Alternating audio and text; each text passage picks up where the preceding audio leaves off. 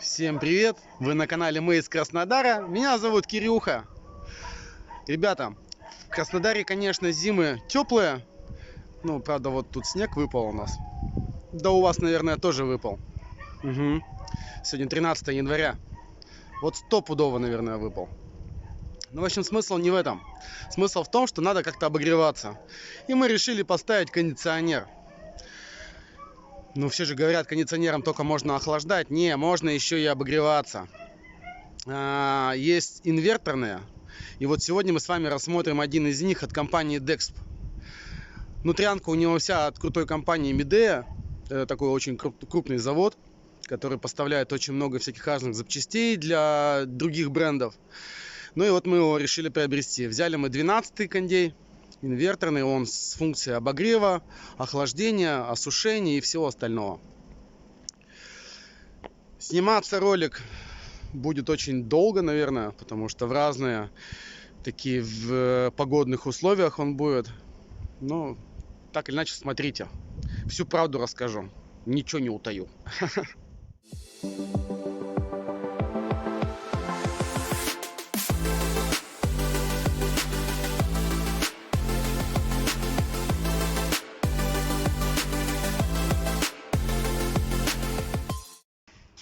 У меня тут ремонт, не обращайте внимания. Значит, что могу сказать? Шум у него, конечно, присутствует, но он незначительный. Провод вот коротенький, провод он вот такой. Ну сколько это? 2 метра, наверное. И если хотите его удлинить, то придется разбирать весь кондей. Кожух хватает. Ну а так, в общем-то, вот такой аппарат. Сейчас покажу его снаружи. Значит, смотрите, по характеристикам, что на обогрев, что на холод, он примерно киловаттник.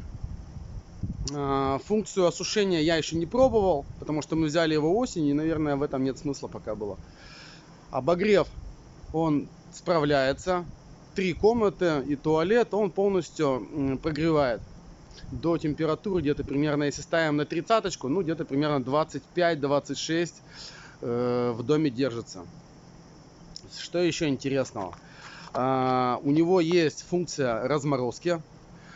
Классная вещь в том плане, что если, например, все-таки он у вас простоял, потом включился, где-то в спящий режим, снова ушел, он имеет свойство подмерзать. У него автоматически включается функция разморозки, и он начинает функционировать дальше. Я вот прямо обращал внимание, он так делает, ну, хотя бы разок за ночь. Это в холодное время. Но особенно, когда влажность высокая. Когда лютый холод, почему-то такого не происходит. В стандартную установку входит 1,8 метра траншеи вот этой. Ну, собственно, установка самого кондея и там подвешивание в комнате. Я еще поставил вот такие вот за 500 рублей ножки антивибрационные. Он работает потише. В стене вибраций уже нету. Ну и шланга поливного. Сделал вот такую времяночку. Поставил ведерко. Видите, в ведре лед. Здесь нормалек. Функционально пульт очень простой. Нет единственного такой штучки, которая, знаете, к стене делается и можно было вешать его. Ну, нет, ладно. Что, температура меняется, да? Это у нас мощность потока воздушного. Mode это меняем, ставим сухие там воздухи, автоматически, холодный там и теплый. Ну вот я ставлю на теплый, зима. Таймер включения, таймер выключения, ну кому надо, кому не надо.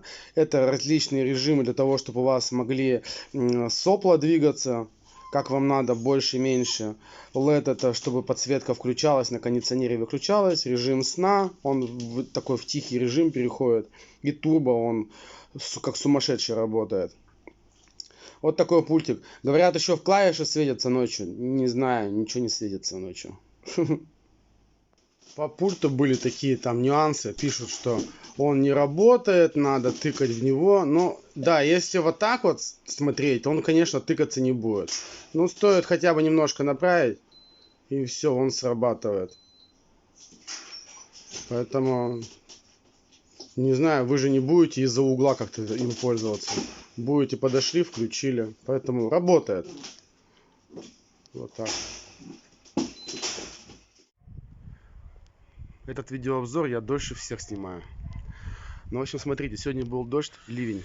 Всю ночь стеной он стоял, там лил. Не знаю, миллиметров на 30 было осадков. Кондей работал всю ночь. 30 градусов он стоял и на тепло на максимум. Я такое вот ведерко примастырил. Смотрите, пол ведра влаги собирается. Это вот с этих трубочек, которые идет одна с внешнего блока, другая с внутреннего. Поэтому при покупке имейте в виду то, что если у вас не будет никакого отвода, то это все будет на полу у вас на земле. Ну, у меня в ведре в данном случае. Ну вот, я дождался. На дворе минус 16.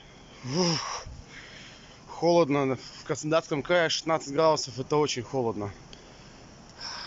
Кондей работает на тепло на 30 градусов. Пар идет прямо. Ох, вообще. Меня аж потряхивает. Но он справляется. И дома тепло. Реально тепло. Свои 30 градусов он выдает. Тест прошел в минус 16. Ой, бля. Ну и давайте подытожим. Значит, смотрите. Заявлено, что он работает минимально минус 15 градусов. И я добился 16 градусов. Плюс 30 это максимальная температура. У меня было плюс 42. И он нормально работал. Следующее. Функция разморозки работает. Пульт включается нормально. Дома, вот сейчас, видно, не видно вам будет, сколько градусов? 23, по-моему, да? Да, 23 градуса.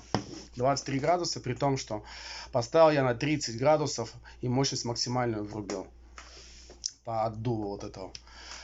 Что еще? 3 комнаты он полностью отапливает. Еще. Провод короткий. Поэтому вот времянка у меня такая висит, но я потом сделаю по-красивому, в кабель канал все это уберу. Еще следующее, на улице обязательно делайте какие-то отводы, потому что иначе зальет весь вот вам там, то, что у вас земля или асфальт, бетон, что там будет капать на соседей, если высотное здание. А будет капать очень сильно. Но видели, за ночь пол ведра бывает накапывает. Это поэтому надо что-то с этим думать, не знаю. Ну а так, я тьфу-тьфу очень доволен.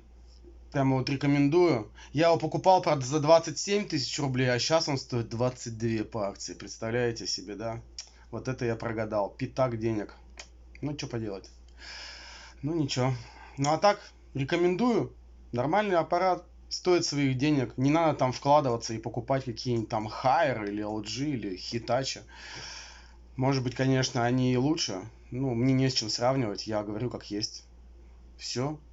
Ставьте лайки, комментарии. Пишите там 100%. Вы начнете кричать, что вот, Dexp это фуфло, это ни о чем. Нормально это все работает. И кому-то, конечно, не везет. Подписывайтесь на канал, не забывайте. С вами был Кирюха, канал Мы из Краснодара. Пока-пока.